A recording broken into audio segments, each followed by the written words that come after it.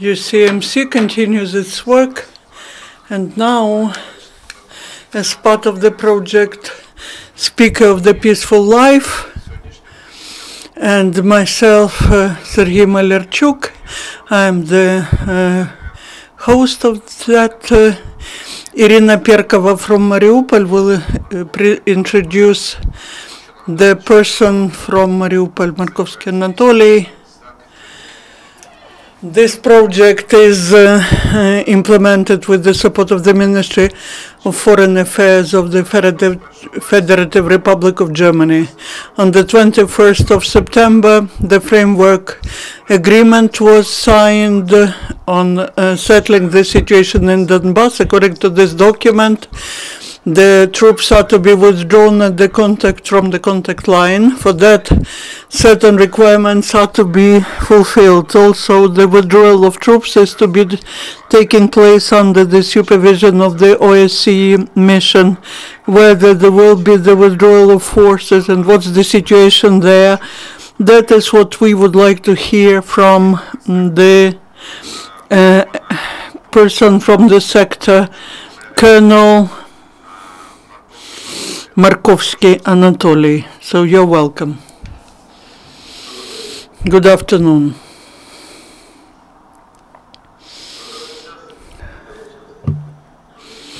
The Russian terrorist troops violated during the last 24 hours more than 29 times the ceasefire. They violated the execution of Minsk agreements. They are using artillery, mortars, firearms, and that is why now the execution of Minsk agreements is impossible. As you know, 7 days, for 7 days the truce should last, but this doesn't happen. Such a settlement as Vodeny has been completely eliminated by Russian terrorist troops. There's not a single centimeter, not a single millimeter of land.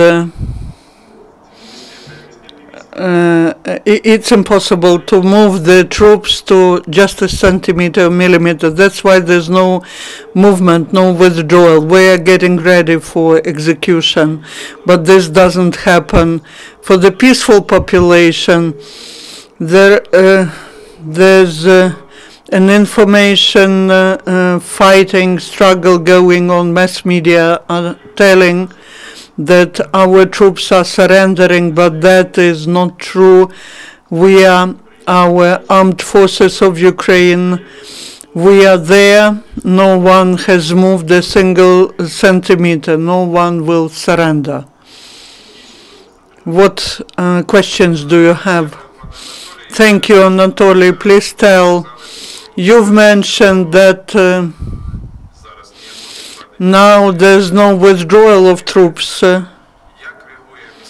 How does the local population react to these provocations?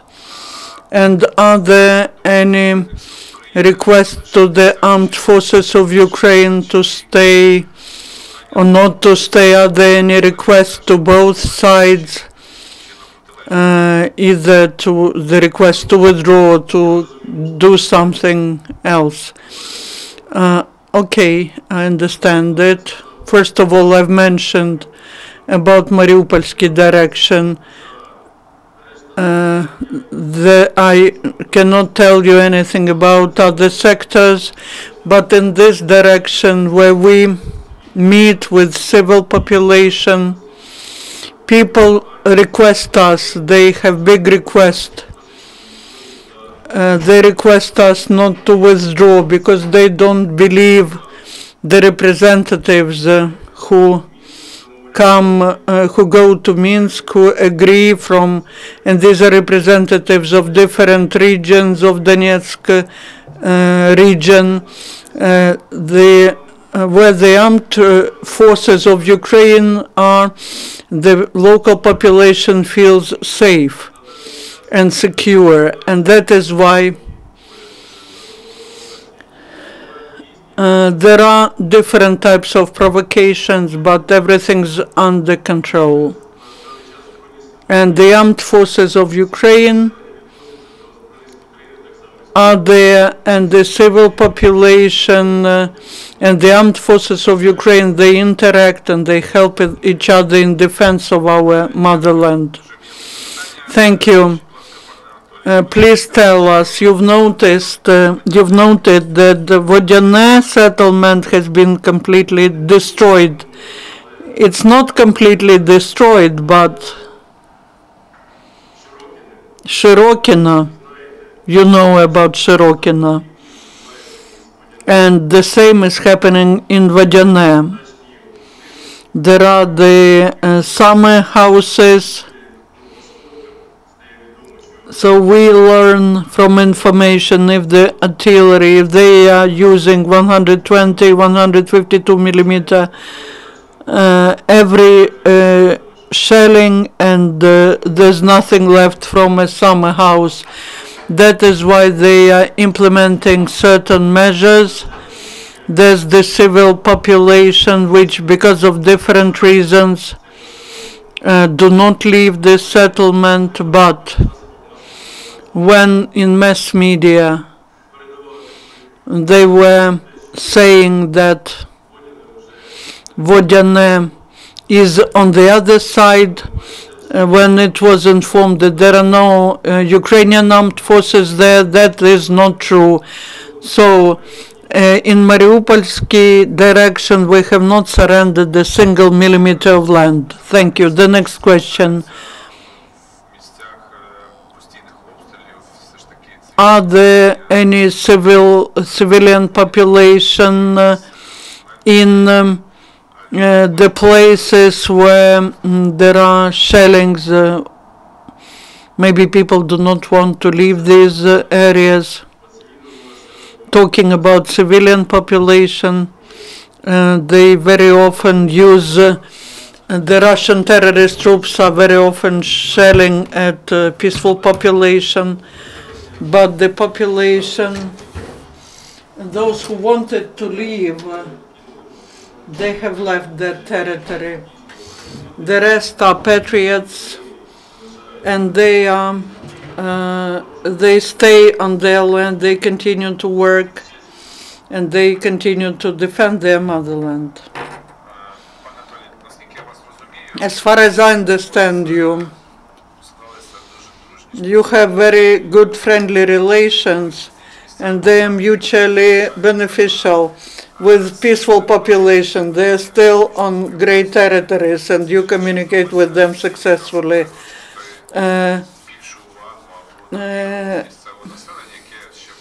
Does the local population now, which hesitated a year and a half ago, well, what do you feel?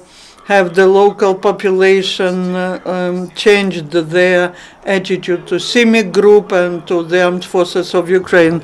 I will give you an example. On the 14th of October, that was the day of the Defender of Ukraine, the local mayor of the settlement, Chermalik, invited us. That's not far from Mariupol. They invited us to attend the concert dedicated to the Day of the Defender of Ukraine and to the Day of Ukrainian Cossacks. We went there, despite the fact that this settlement is in the gray zone. The atmosphere was very warm, and all zones of responsibility, the representatives who are responsible for that, they conduct the work. If there is some even small conflict, or if a very small signal comes to us, we react immediately. Also representatives, the leadership, the commandership of the armed forces who are there, they cooperate not just with us, but with the civilian population. And they believe that the military violate their violate the ceasefire, but we now have very warm relations with this population. The civilian population invites us to celebrate with them the holiday. We go there, and all the people were singing the anthem of Ukraine, and they were holding their hands on their hearts. That's a big indicator. Also in Mariupol itself, on the 13th and 14th of October, there were different events taking place in schools, and small children were telling us, come back home alive. We have very good interrelation. There should be no doubt in that. This is a very nice information. And the next question, please tell, in the zone of your responsibility, is the threat of the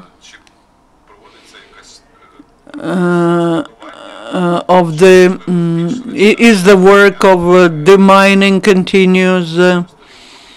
Are there more now sections where there are more explosives? I will not be able to answer this question fully because this is top secret, but classified information. But there are some settlements where we do demining. There is the international organization which is conducting demining in one of the settlements.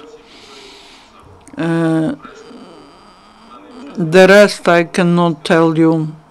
I cannot answer that question. That's clear. Please tell, are you planning in the future to increase the number of people in CIMIC group in Mariupol? We are organizing we are organizing the work now. In the headquarters there are the positions for CIMIC, and our group, everything that we have to do, all the tasks that we have to execute, we will be able to execute. But whether the number of CIMICs will increase in this sector, this is the question, not to me. What's your feeling? Do you need more people in your group? Or do you need this unit which is between the civilian population and the enemy's troops? Yeah, there should be more people there. Before I came here, I attended certain courses. Now in Kiev there are the courses conducted for training the officers for these groups of civilian military cooperation, and we have more and more problems. The civilian population comes with different problems, even such questions. We receive some requests. Please help us bring some coal, for example, or timber. This is sort of not us who have to do it, but the commandership makes the decision, and we render assistance. Like there was a kindergarten, and we helped them organize the heating. So I believe that the representatives of the group of civilian military cooperation, I believe that we can cope with that task. That's what the commandership believes, but I believe we need more people there. Thank you, Anatoly. I do not have any more questions. Do you? Probably my colleagues in the room have questions. Ilya Lukash. The first question is as follows. how many people permanently stay in the so-called gray area, the first, and whether you have access to these people and to the representatives of the so-called republics. And the second question, what was the response of people on this disengagement of troops and latest events in Donetsk? I can answer your first question. In Vodyane, as of today, permanently reside 11 people. In gray area total, I cannot tell you. As for the second question, I am not sure I understood it. So my question was as follows: whether you can observe clearly the disengagement of enemy's troops. I can speak about situation around Mariupol. We have not noticed any disengagement because of that numerous shellings from mortars and some other heavy weaponry.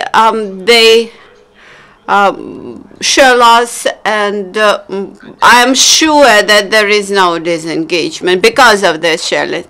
Yamets Maria, UCMC.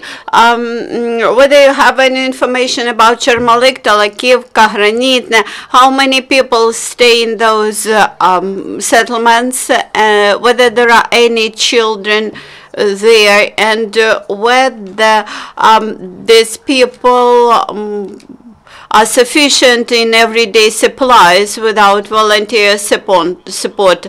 On Saturday, I attended Chermolik and attended local school. Local school is operational. Kindergarten is operational. In Talakivka, the schools and kindergartens are operational. As for local population living in those settlements, shows no signs of panic. They do not wish to leave the towns. Maybe 1 or 2 people left. Those people who permanently reside there, they stay in their houses, and children attend schools, etc., and kindergartens. There is no panic. Thank you, Anatolii, for your responses. Any further question? May I ask a question from our side? Of course, Irina, you are welcome. Anatolii,